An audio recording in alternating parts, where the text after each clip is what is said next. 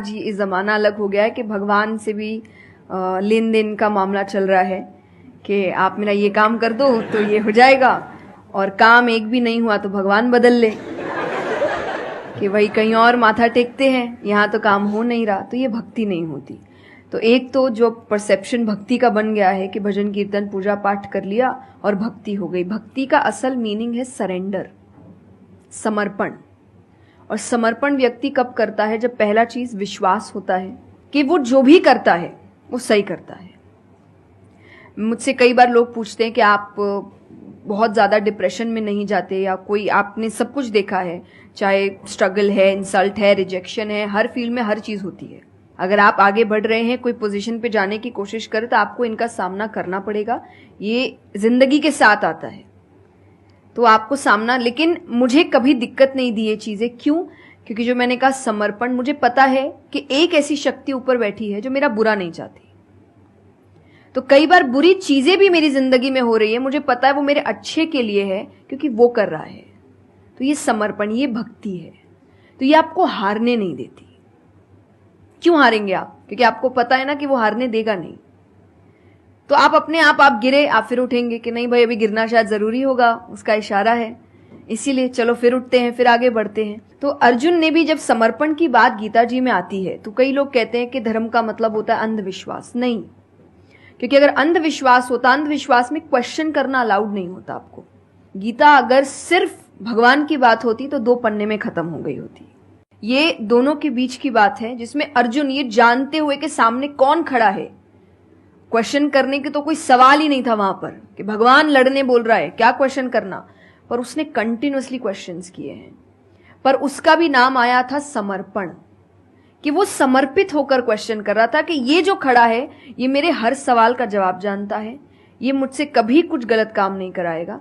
लेकिन इसका मतलब ये नहीं कि मैं अपनी जिज्ञासा बाहर नहीं निकालूंगा, मैं अपने क्वेश्चंस पूछूंगा। तो भक्ति का अर्थ यही होता है कि पहला निष्काम होता है। क्या फायदा मत ढूंढिए कि मेरा काम नहीं हुआ तो भगवान है ही नहीं। भाई भगवान कहाँ है? भगवान होते तो ऐसा होता क्या? वो तो इंसान है इसीलिए ऐसे हो रहे काम। भगवान ने तो सबको देखे, बच्चा तो मासूम ही होता है, बड़े होके खराब हो जाता है। कोई बच्चा गलत आपने देखा है क्या? छोटा सा बच्चा ही डॉन बनने के बारे में सोच रहा है, वो तो बच्चा ही होता है, मासूम होता है, सच्चा होता है।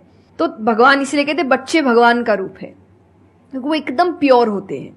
बड़े होने के बाद हम काम खराब करते हैं और नाम फिर हम भगवान का देते हैं, क्योंकि हमको इल्जाम लगाने के लिए लोग चाहिए।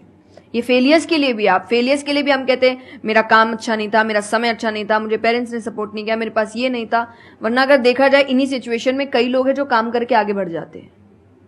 तो करने वाला तो कर लेगा, नहीं करने वाला इल्जाम लगाएगा। तो वो इल्जाम अभी हमें ऐसे दिखता है एक ऐसा कोई है जो सामने तो खड़ा नहीं है, भगवान लगाओ इल्जाम। एक फोटो है ना इंटरनेट पे कि भगवान खड़े, छोटी बच्ची खड़ी है, छोटी बच्ची के हाथ में एक टेडी बेयर है। तो भगवान वो मांग रहे हैं और वो बच्ची बोली मुझे बहुत अच्छा लगता है, मुझे नहीं देना। उसको नहीं पता कि भगवान के पास पीछे एक बड़ा सा टेडी बेयर रखा है और भगवान उसको कह रहे कि बस दे दो और मुझ पे विश्वास रखो कि वो दे दो। छोटी चीज जो तुमसे, आपको वो बुरी लग रही है उस वक्त कि मेरे साथ गलत हो गया या मेरा छोटा काम नहीं हुआ, मैंने तो इतनी पूजा की थी, इतना काम किया था, शायद तुम उस काम के लिए नहीं बने हो, तुम और बड़े चीज के लिए बने हो। तो निष्काम क्या है कि आपकी भक्ति निष्काम है, स्वार्थ से नहीं बनी है, तो भक्ति आगे बढ़ेगी। दूसरा सरेंडर, कि मेरे हर सवाल का उत्तर सिर्फ उसके पास है। तो ये 2 चीजें भक्ति बनाती, 2 चीजें जो भक्ति में। तीसरा हम जब करते हैं सत्संग, जो उन्होंने कहा सत्संग का एक सत्य के संग। तो सत्य कौन है? जब हम शास्त्रों में देखते हैं सबसे पहला श्लोक जो श्रीमद् भागवत में आता है वो भगवान का स्वरूप बता रहा है। उसमें है सच्चिदानंद रूपाय। सच्चिदानंद का मतलब होता है 3 चीजें मिलकर बनती है, वो है सत, चित और आनंद। जो ये 3 चीजों को जीवन में समझ लेगा सही से, उसने भगवान को समझ लिया, क्योंकि भगवान का रूप ही सच्चिदानंद है। तो सबसे पहला है सच, जो कहा गया सच की राह पर चलो।